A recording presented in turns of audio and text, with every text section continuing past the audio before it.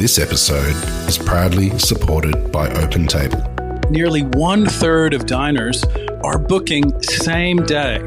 So they're making those decisions on the spot. And 10% are making their bookings within just a few hours. And so it's why it's so important to have booking software like OpenTable, which allows your diners to discover you. And so when restaurants are on platforms like OpenTable, they're much more likely to be discovered. We help diners to connect to restaurants. Ultimately, having technology, using technology, helps you to reattach to those diners. Experience the power of OpenTable. For an exclusive offer, visit restaurant.opentable.com.au/DITW. I think it's just that aspect of seafood that I love, the fact that you can eat something so clean, and you can choose at certain times of the year when it's going to be fattier if you want a slightly fattier tasting fish, and how it can change throughout the year. It's just, there's a lot more story to it. But then I think fish is just in the blood, and you just can't necessarily I can't put my finger on it, John. I really don't know what it is I love the most about it. I think it's just I just grew up with it and around it, so I think it's probably it. This is Fishtales, a seafood podcast. I'm John Susman. New Zealand is a small island nation that is a world leader not only in rugby, but seafood production.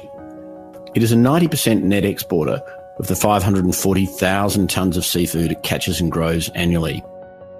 Of the 130 species which are commercially fished and grown there is one which stands out as a world leader, the fisherman. From being amongst the most sought-after captains for vessels fishing on the high seas, to cutting-edge aquaculturists and innovative marine scientists, Kiwis are to be found everywhere in the world of seafood. Expat New Zealander Mark Urwin is one such Kiwi seafood guy. As the owner of 46 South Fish Co., he runs a company that has an integrated approach to the sourcing, managing and distributing of New Zealand seafood across Canada. Drawing on his background of multi-generational fishing experience and relationships across the seafood industry in New Zealand, Mark has established a unique export program for the best of New Zealand seafood into a country which is one of the largest producers of seafood itself. Going down and seeing the oyster boats coming in, and then trying to scoop a couple of oysters out of the sacks that fall out, and then taking them home and getting Dad to shuck them, because we couldn't really figure out how to shuck them at that stage. Bluff oysters, flat oysters, so they're a little tricky to open if you're not sure what you're doing, like any oyster. But they're probably some earliest seafood memories. That and obviously catching cockabillies, like little fish in the rock pools down in front of the house. The town of Bluff is New Zealand's southernmost town, and literally the last stop before Antarctica. It is the farthest corner of the British Empire, which, since the days of the early sealers and whalers, developed a character entirely its own. The people and town of Bluff have had a long and ever-expanding contribution to the rest of New Zealand through the fishing industry and seafood processing. It's a very windy, dips into the roaring 40s there, so she's a pretty wild place. You might get 1-2 nice days every sort of 10 days, and you really make the most of them, and you really get out there and fish as hard as you can in those short windows of opportunity. Bluff's about a town of 1,800 people. Mostly everyone works either on the harbour, like for the shipping, or with the fishing. Everyone's known by their nicknames, and everyone just knows what's going on from what's happening in the harbour. And the coming and goings of the boats that are coming and going every day. In the words of William Hazlitt, the famous English philosopher of the 18th century, a wise traveller never despises his own country. For Mark Urwin, no truer words have been said. His travels led him to a life as far from his home as is geographically possible, but with strong attachment and a belief in the quality of the seafood from his home, he's forged an opportunity to mix business and travel. I would say 10 years ago, I guess, in New Zealand, there was a group of Canadians travelling around, and I just happened to fall in love with one of them and found myself in Canada. So I've been up here now for about 10 years, 5 of that in Toronto. Started 46 South in Toronto, and while setting up 46 South, went to Vancouver for a bit and to work out logistics, and turned out that Vancouver was a much more ideal place to live than Toronto. Nothing bad about Toronto, just Vancouver was a lot more up my alley with being on the coast and a direct flight back to Auckland. So Yeah, so Vancouver the last 5 years, and yeah, it's a pretty good place living. Obviously being so close to the ocean, so it's good. A love of seafood is universal amongst fish folk. A deep knowledge of seafood can transform love into opportunity. For Mark, 46 South came about through a combination of both. I was homesick, really. Yeah, like I was kind of torn.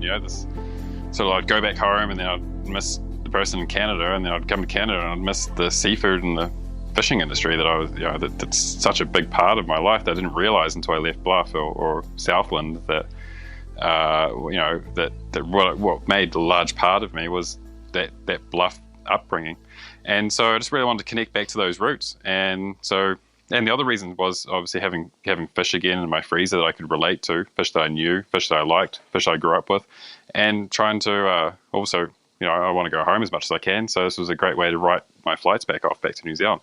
So 46 South was formed and incorporated in 2013, late 2013, and we had a couple of one really interesting guy, Rodney Clark from Rodney's Oyster House in Toronto, one of the best oyster houses in the world, and he knew of Pacific oysters being farmed in New Zealand, and he needed them for his winter.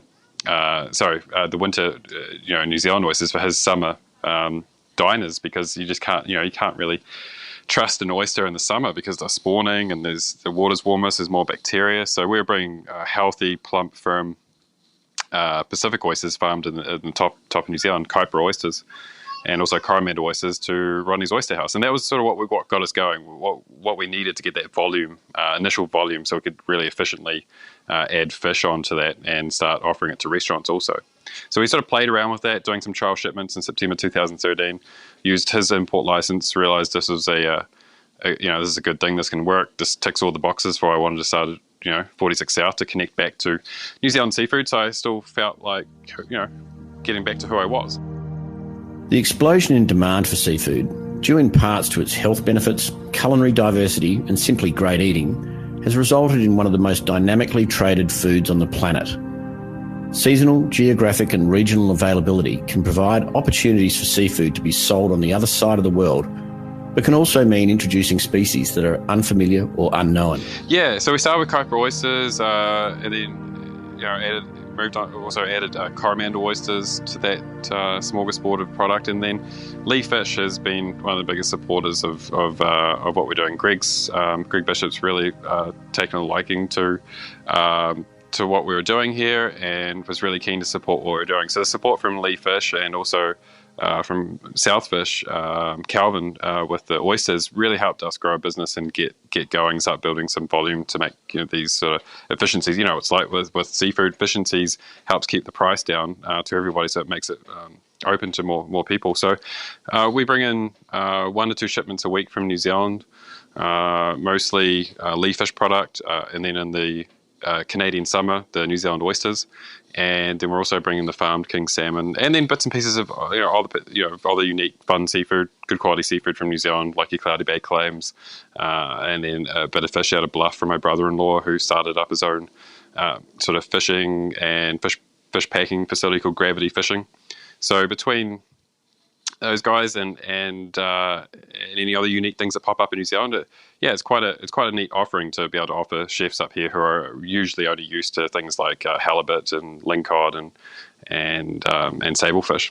And I've actually, through this experience, managed to eat a lot more of the New Zealand fish I would have never eaten, because Southland is where Bluff is. It's blue cod country. Everyone eats blue cod, and so and we also don't get it a lot. We don't get a lot of those North Island species like snapper and kingfish. So I've definitely, up until this business, I'd never tried skate wings. I'd never actually eaten monkfish properly. I've eaten monkfish off the boat. I take it home as a feed, but I never cooked it properly until I met a chef who could cook it properly. But still, other than maybe scampi, but then scampi is very close to spot prawns here, and we can easily go out and catch. I've got bags out of my freezer right now. I've been addicted to catching. I think that's actually going to be what's happening next. I think I'm going to get into prawning. I enjoy selling fish, John. I but I really do miss commercial fishing, and I think that's where you're going to. If you talk to me this time next year, I think I could actually be running a prawn boat catching prawns. That's how much I love them. The role of the intermediary in the seafood supply chain is to assist in connecting catchers with cooks. Often they share many of the same principles in regard to the quality they seek. However, sometimes there's need for interpretation, coaching and assisting both ends of the seafood supply chain to understand the needs of the other.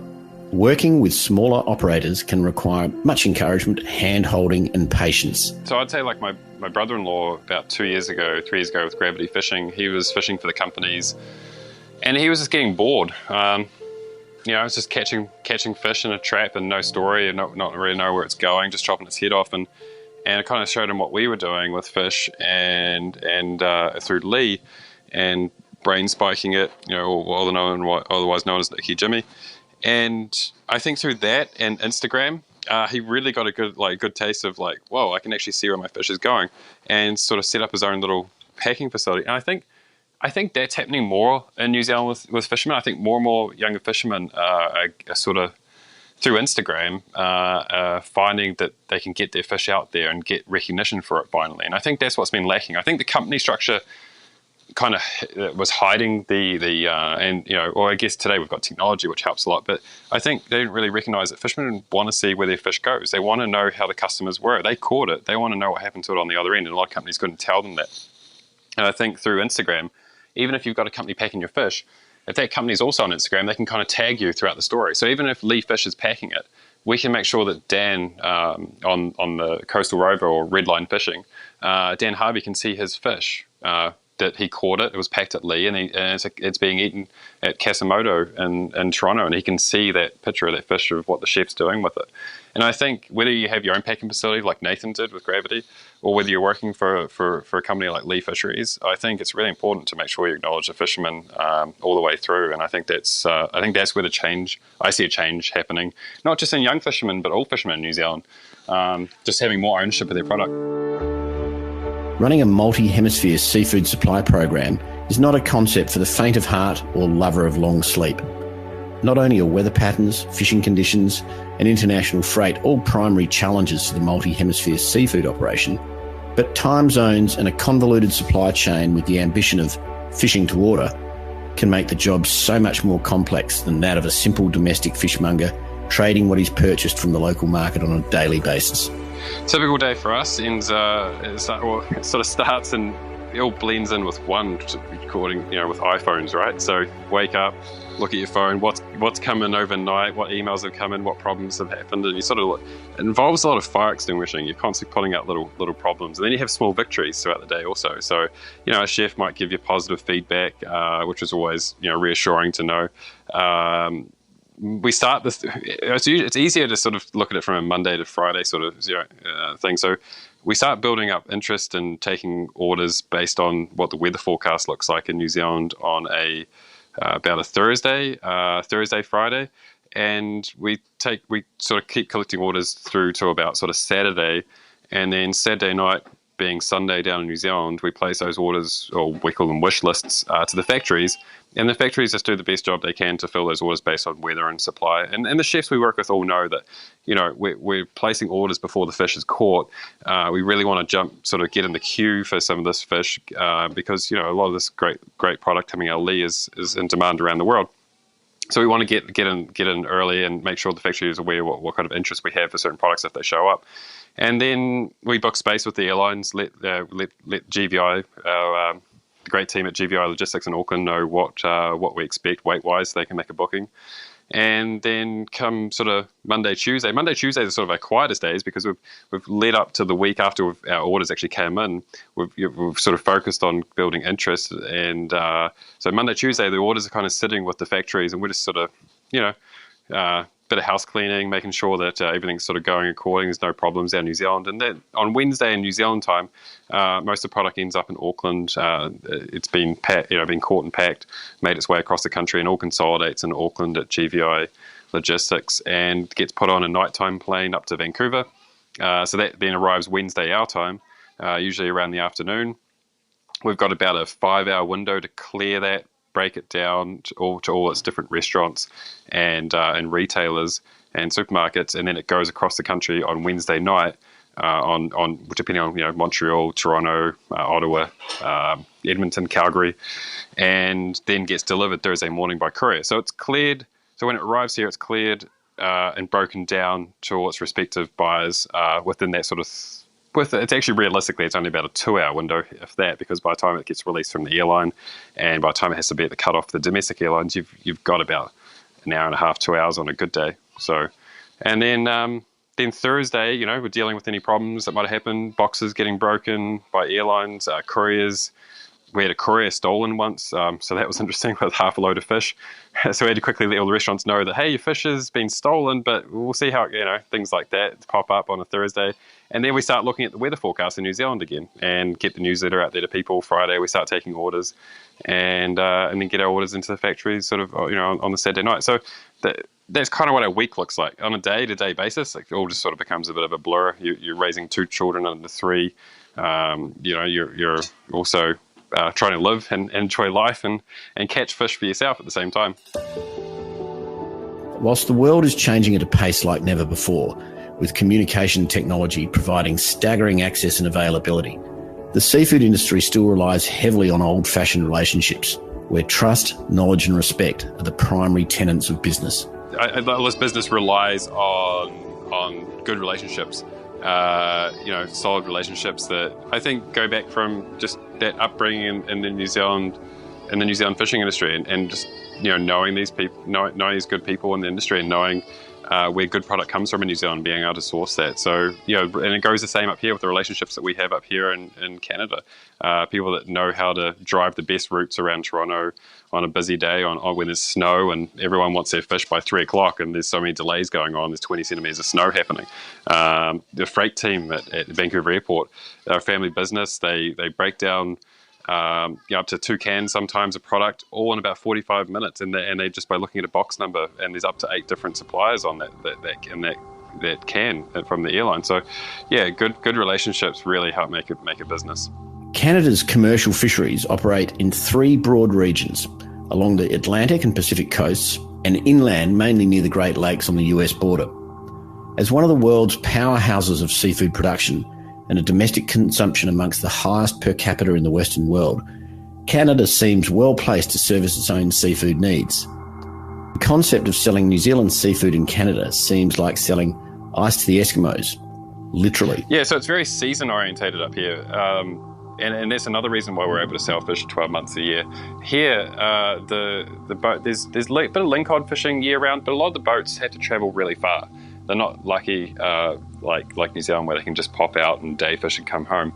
They have to generally travel for about 120 odd miles before they even get to the grounds north of Vancouver. And the logistics of getting that product from north of Vancouver or northern BC, northern British Columbia, it's far. So the logistics and the seasonality of fish and having certain seasons, even just from a management point of view, means that really you can only get wild fresh fish for about 40% of the year, and that's usually from about spring to about fall up here, so over the summer. So really for all the other months, people don't have access to fresh fish here. And like halibut season starts around April, goes through to about October, November, and a lot of these boats they freeze at sea, and so a lot of it you just can't get access to fresh fish. So that's where they sort of come looking for us, and then once they sort of realize that, hey, this fish can be caught Monday, Tuesday, and can be at the restaurant on Thursday, and they understand that it's sustainable, and there's a little bit of a guilty pleasure because they want to support local seafood, but then I just say, hey, we're a local company, we're a Canadian corporation, I employ Canadians, I'm a Canadian permanent resident, so we still are a local company. You just got to redefine what local means. The wonderful thing about seafood is the sheer diversity of species to be found around the world. For a seafood aficionado, enjoying the harvest of seafood from a different part of the world can be rewarding. Yeah, spot prawns. We don't have prawns in New Zealand, and we just wild prawns are amazing. I can go and drop 4 traps and have 100 prawns in an overnight soak or even an afternoon soak, and there goes dinner for a couple of days. They're just beautiful. But apart from spot prawns, I would say ling cod is pretty cool. Like ling cod's like an really undervalued fish up here. It's basically a ling, what we know as a pink ling in New Zealand, and a cod. Cod. It's got cod-like texture. It's a bit chunkier. It's got a cod-like looking head, but it's got a ling-looking body, and it's a pretty neat fish. And they're just they honestly look like pink ling that we're used to down in New Zealand and Australia, except they're more camouflage green color. And that's also a fishery that can be fished year round, but the weather does hiccup that fishery a lot, and so it can be very intermittent. Another fish that really blows my mind at the size of it is halibut. Like, it's literally like a flounder that can get up over 100 pounds. And so you're wrestling this bottom dwelling fish that, when you think you're catching flounders, but like they come up massive. Like they can capsize small rowing boats if you're out there drifting around mooching with a little herring and get a 150 pound halibut on your line. But those ones aren't allowed to be kept, actually. So they're the breeding ones. So there's a certain size limit on those fish, and so the smaller ones are actually much better to eat, and they're also healthier from a management perspective for sustainability too. So I'd say those three fish are really pretty much like they would be the most interesting ones. And then again, there's only really a couple other fish, and then that's it. So your fish variety up here is pretty slim. There's definitely lots of fish, but there's not a lot of actual commercial fish options. There's a lot of bad press around fish farms up here, and I think a lot of it just doesn't have the data to prove like the scientific facts. A lot of it's the same arguments that you see around the world with fishing. A lot of it's emotional based, not science based, and the science isn't really being pointed towards the fish farms being the problem. But there is a lot of Atlantic salmon which is not native to the British Columbia coast being farmed here. Yeah, that's definitely a bit of a sort of political issue. At the moment, we're not allowed to land wild Chinooks because apparently the runs aren't as high as they should be for the Fraser River, which is happening soon, and they want to make sure there's enough Chinook salmon for the killer whales. But it's all very political. There's a lot of science out there that shows that there's actually record numbers of Chinooks coming back right now. I know up north every year, like Ray Hilborn's been saying in Alaska, since commercial fishing or industrial fishing as we know it started after the World War II, that they've been seeing more and more Chinooks come back to the rivers up there every year from commercial fishing, because it's kind of like, I guess that's the theory, that if you have a whole heap of baby birds in a nest, they don't all survive very well, but if you thin it out, just like your carrots, they survive a lot better, because salmon actually, especially when they go to spawn up the rivers, they eat a lot of the other eggs, and because they want to lay down their patch. But if you thin a few of the salmon out on the way up, more go up, and there's more successful breeding happens. So more fish end up going back into that pool of salmon that all congregate up in the Pacific somewhere between Russia and Japan on their big Pacific salmon life cycle. So yeah, it's a fascinating fishery. There's a lot of politics around it. It's the life and blood of British Columbia coast. It goes through the soil. The bears eat it. It decomposes in the soil. It goes into the trees.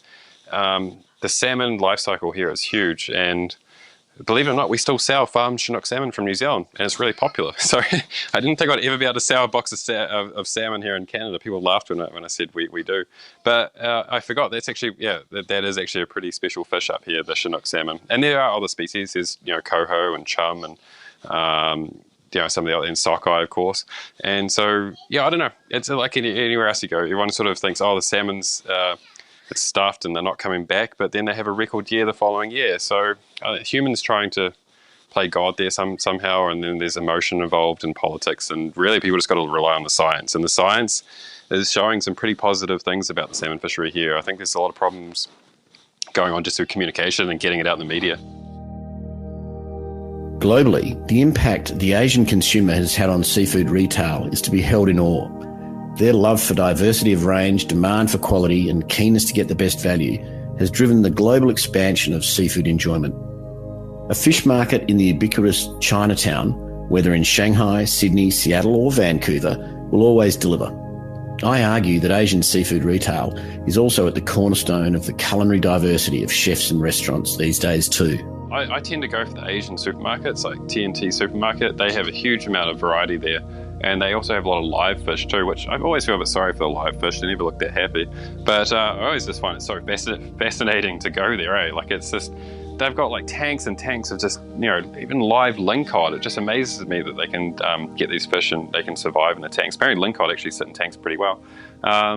then you got obviously Dungeness crab up here too. But TNT supermarkets, I would say, they have the most variety. But then you've also got you've got your local fishmonger stores like Seafood City in Vancouver on Granville Island. Granville Island's a very sort of famous tourist spot with lots of arts and crafts. And Brian there at Seafood City, he has a huge range of fish, including some of the snapper from Lee.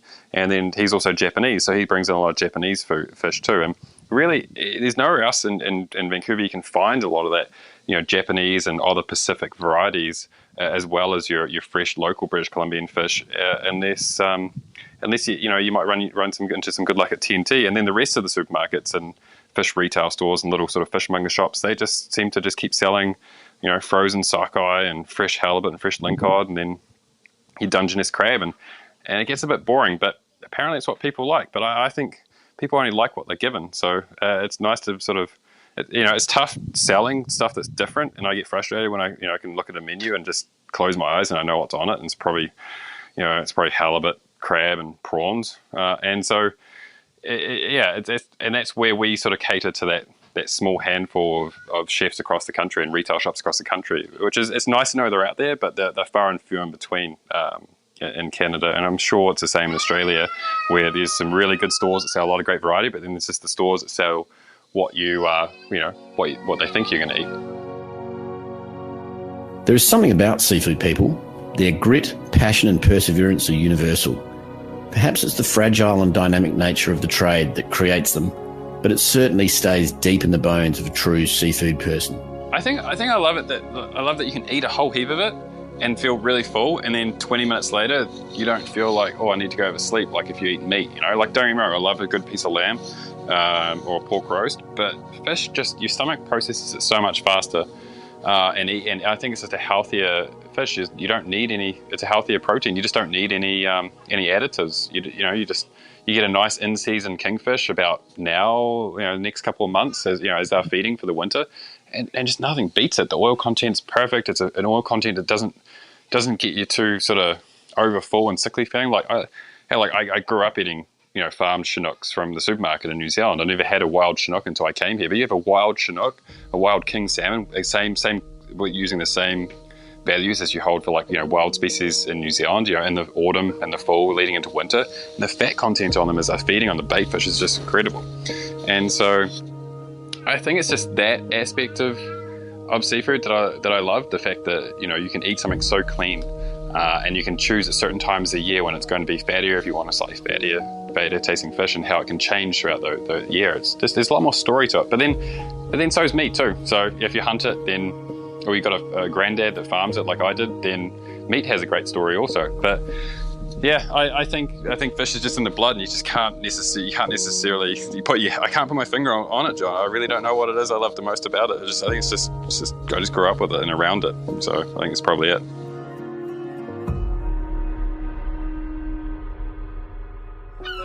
This is Fishtales, a seafood podcast. A Deep in the Weeds production. I'm John Susman. Follow us on Instagram at Fishtales Seafood Podcast, or email us at fishtalespodcast@deepintheweeds.com.au. Stay tuned for more tales from beneath the surface of the seafood world every Friday on your podcast app.